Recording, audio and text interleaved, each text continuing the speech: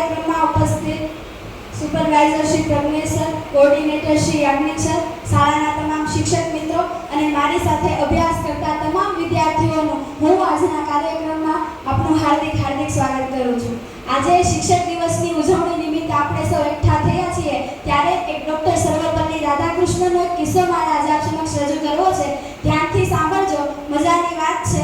ઘણા વર્ષો પહેલા, દાયકાઓ પહેલા તમિલનાડુના એક નાના ગામમાં કોઈક જ્યોતિષ આવે છે.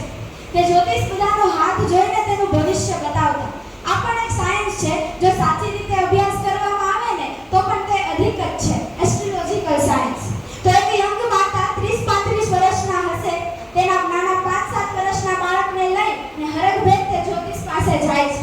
એ માતાના મનમાં એમ હતું કે મારું બાળક પણ સારો અભ્યાસ કરે, મોટી પદવી પ્રાપ્ત કરે.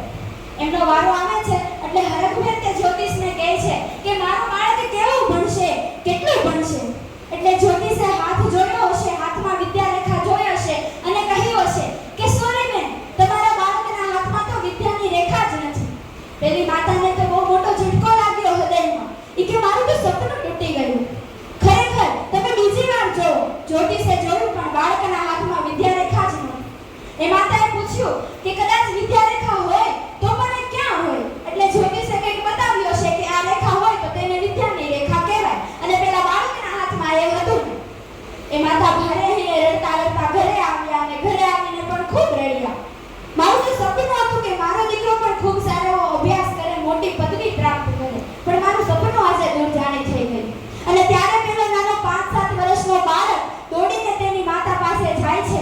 માતાને પૂછે છે કે માં, તું કેમ રડે છે?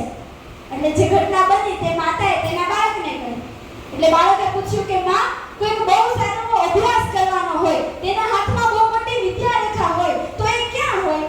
એટલે જ્યોતિષે જે બતાવ્યું તે માતાએ તેના બાળકને બતાવ્યું. પેલું બાળક દોડીને રસોડામાં ગયું, હાથમાં કિચન નાઇફ લીધું અને એક મોટી રેખા દોરી. હાથમાંથી લોહીની ધાર છૂટી. માતાએ ચીસ પાડીને કહ્યું કે તે આ શું કર્યું? બાળક એકદમ ઠંડા કલેજે બોલ્યું કે માં, ભગવાન કદાચ મારા હાથમાં વિદ્યાની રેખા મૂકતા ભૂલી ગયા હશે. આજે મેં મૂકી દીધી. માં, હું ભણીશ, હું વિલાયકમાં જઈને ભણીશ, હું વિલાયકમાં જઈને ભણીશ અને ભણાવીશ. એ બાળક ભણ્યો, સ્કોલરશિપ ઉપર ઇંગ્લેન્ડ ભણવા ગયો, ઓક્સફોર્ડમાંથી BA વિથ ઇંગ્લિશ થયો, MA વિથ ઇંગ્લિશ થયો, PhD થયો. ત્યાં પ્રોફેસર તરીકે જોબ કરી ભારત પાછા ફર્યા અને ત્યાં વિઝિટિંગ પ્રોવિઝન તરીકે જતા. આ એક બાળક એક વખત ભારતના રાષ્ટ્રપતિ બન્યા. I am talking of the doctor Sarvepalli Radhakrishna. અને આ ડોક્ટર સર્વપલ્લી રાધાકૃષ્ણની યાદમાં આપણે શિક્ષક દિવસ ઉજવીએ છીએ.